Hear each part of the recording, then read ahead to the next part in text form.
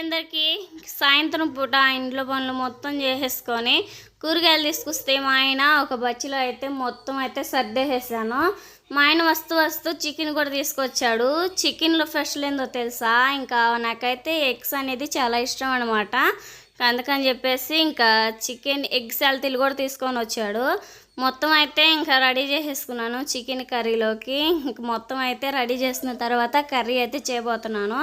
ముందైతే ఆయిల్ అయితే బాగా వేడైంది కదా, ఉల్లిపాయ పచ్చిమిర్చి ఇవన్నీ వేసేసుకున్న తర్వాత పులావ్ దినుసులు కూడా వేసేసుకొని ఇంకా విధంగా మొత్తం బాగా వేగిన తర్వాత ఇంకా చికెన్ అయితే వేసేసుకుంటూ ఉన్నాను. ఏంటి రాజీ అక్కడ చికెన్ వేయకుండా మొత్తం ముక్కలేందో ఎత్తుక్కుంటుంది అనుకుంటున్నారా? మా ఆయన వస్తూ కేజీ తీసుకొస్తాడండి.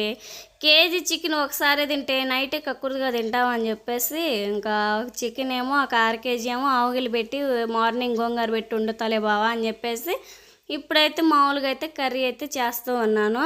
చికెన్ ముక్కలు వేసుకున్న తర్వాత కల్లుప్పు పసుపు కూడా వేసుకొని ఒకసారిగా మొత్తం కలిపేసుకోవాలి. రాజీ ఏంటి కర్రీ మొత్తం చూపించిద్దాం అనుకుంటే సగమే చూపించింది అనుకుంటున్నారా?